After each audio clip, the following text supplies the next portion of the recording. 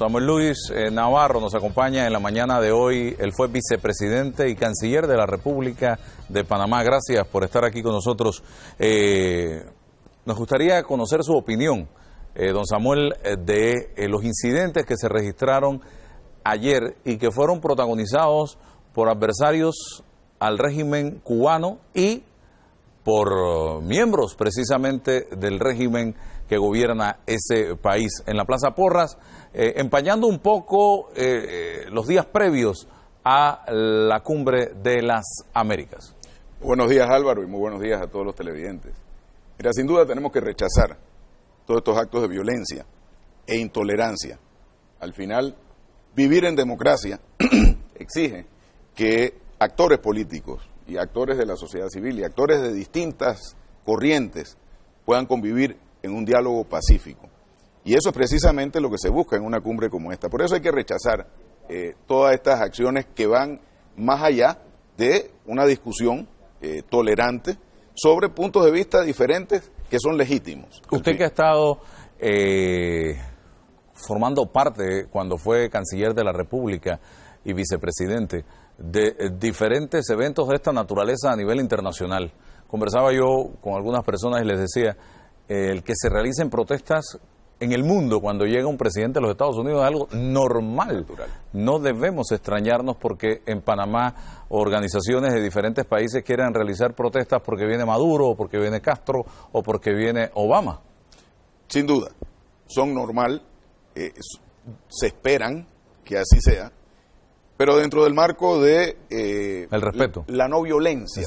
Yo lo que rechazo es ese espectáculo ayer donde realmente se pierde la razón del argumento. Cuando uno rechaza posiciones políticas legítimamente, uno tiene la razón hasta que con actos de violencia la pierde. No podemos rechazar la violencia con violencia. Efectivamente.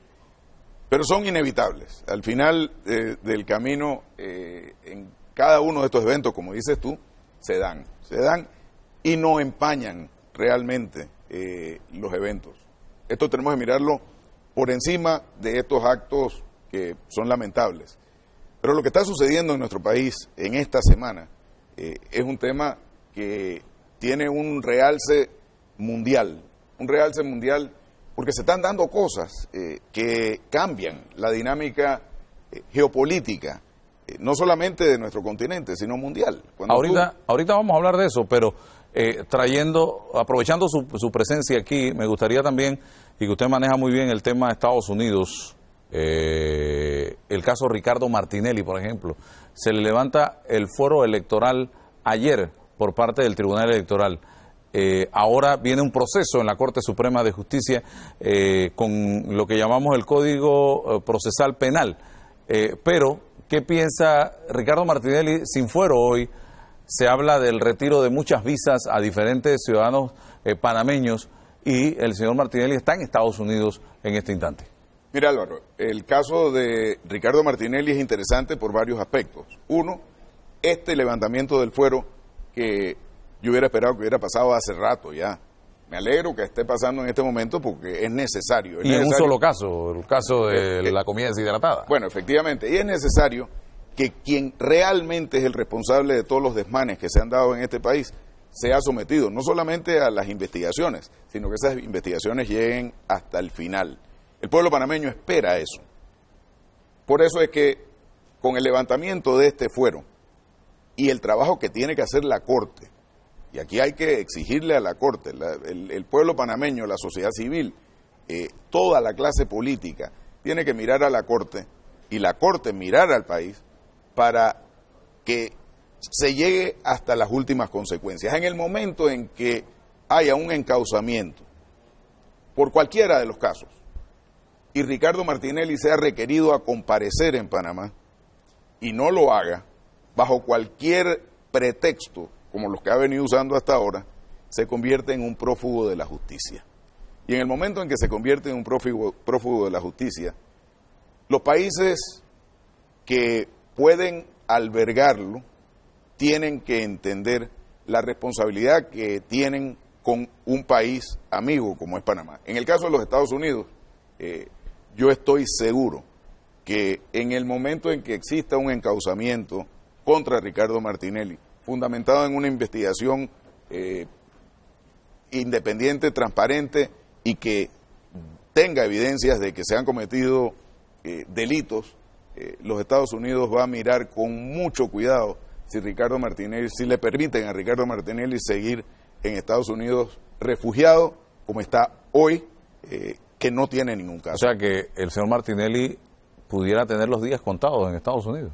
Yo te digo lo siguiente, en el momento en que exista un encauzamiento, y esa es responsabilidad aquí de la Corte Suprema de Justicia, en el momento en que exista un encauzamiento y él sea requerido a testificar, a comparecer como imputado o indagado, los Estados Unidos tienen que responder, porque en ese momento, si él no viene, es un prófugo de la justicia. Y prófugos de la justicia correrán por el mundo como prófugos de la justicia, en este caso con muchos millones de dólares tratando de comprar su seguridad. Sin embargo, como prófugo de la justicia, yo estoy seguro de que en algún momento va a terminar aquí de vuelta. Bien, interesante el argumento de una persona que maneja estos temas, que conoce estos temas y que mantiene muy buenas relaciones precisamente con los Estados Unidos. Pero retomando el tema de la cumbre, hay dos aspectos importantes. Uno de ellos, la situación con Venezuela y la posibilidad de que un grupo significativo de presidentes que van a participar de la cumbre le pidan a Venezuela la liberación de los presos políticos, entre ellos el señor Leopoldo López y el alcalde de Caracas, el señor Ledesma. Pudiéramos hacer la pregunta, ¿qué futuro le ve usted a una situación como esta ante la negativa que ha mostrado el señor Maduro en reiteradas ocasiones ante la solicitud de incluso expresidentes de regiones de América de liberar a estos señores? Mira, Álvaro, el caso de Venezuela es un caso interesante. Por un lado, efectivamente, habrá un movimiento importante de exmandatarios. Entiendo que ya hay 25 exmandatarios que han firmado un documento solicitándole a Maduro la liberación de presos políticos, como son considerados en este documento, tanto el alcalde como Leopoldo López. Y por el otro lado está la realidad de los actuales jefes de gobierno, que van a tener mucho cuidado en cómo manejan esto diplomáticamente con Venezuela. Al final, la situación de Venezuela exige que las partes en Venezuela se puedan poner de acuerdo.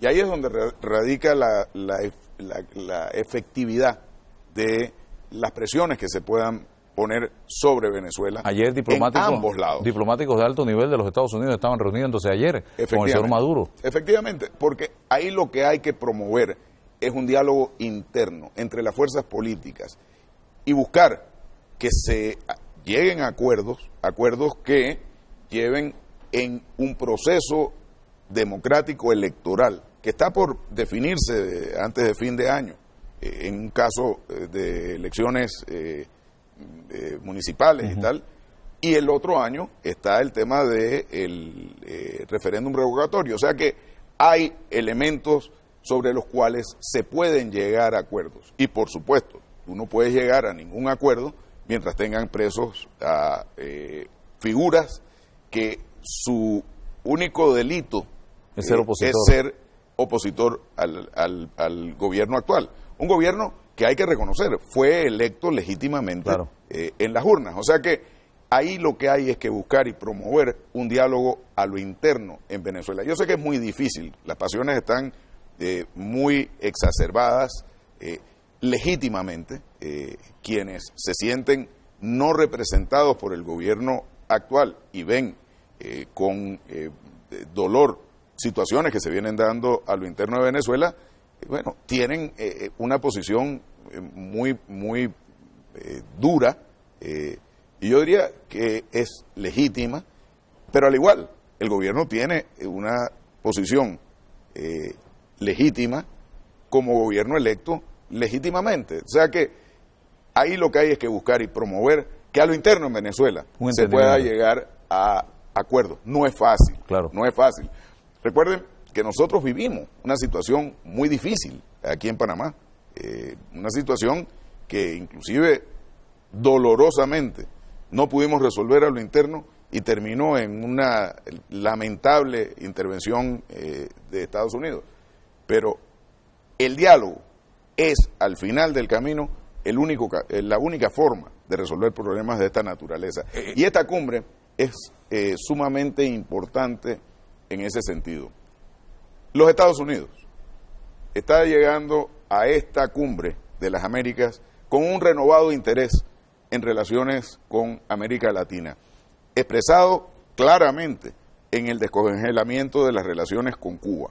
Yo creo que ese es un paso monumental en la geopolítica del hemisferio y en la geopolítica mundial, que hay que medir en su justa dimensión. Estados Unidos llega aquí con un cambio radical en su política hacia nuestros países, ya no como el conquistador de América o como el que viene a ver el patio trasero, sino como un socio en la búsqueda de la solución a problemas reales que compartimos todos los países en nuestro hemisferio. Los que adversan la decisión de Estados Unidos de ceder ante Cuba señalan que cómo puede Estados Unidos estar dando tantos beneficios a Cuba cuando Cuba no ha dado una sola muestra de democracia en estos momentos.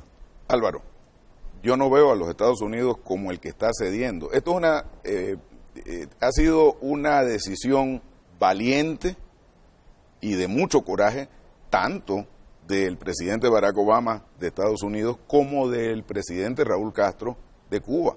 Romper con un paradigma como se había venido construyendo, donde nadie pensaba que era superable.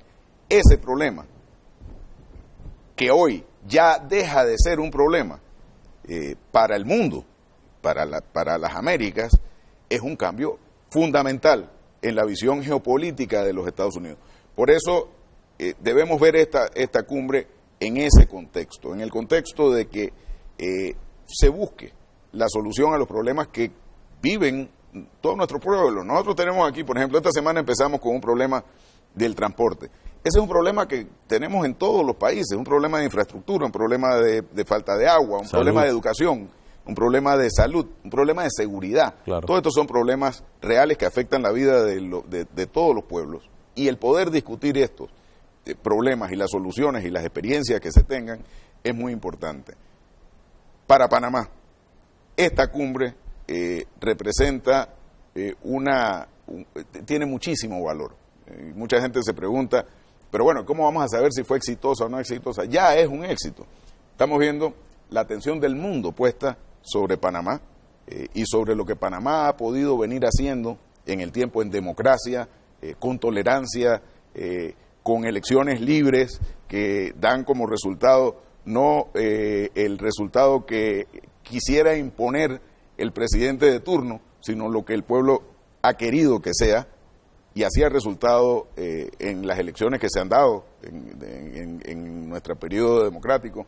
O sea que vivir en democracia, poder expresar cada una de las opiniones ha sido fundamental para nuestro país. El que el presidente Varela haya retomado esa política histórica de nuestro país, de ser un país no solamente neutral en cuanto a posiciones políticas, sino también de ayudar a servir como promotor del diálogo, es de gran valor para nuestro país. Okay. Y eso hay que aplaudirlo. Y hoy estamos viendo el resultado de esas posiciones que lamentablemente Panamá había abandonado durante los últimos 5 años.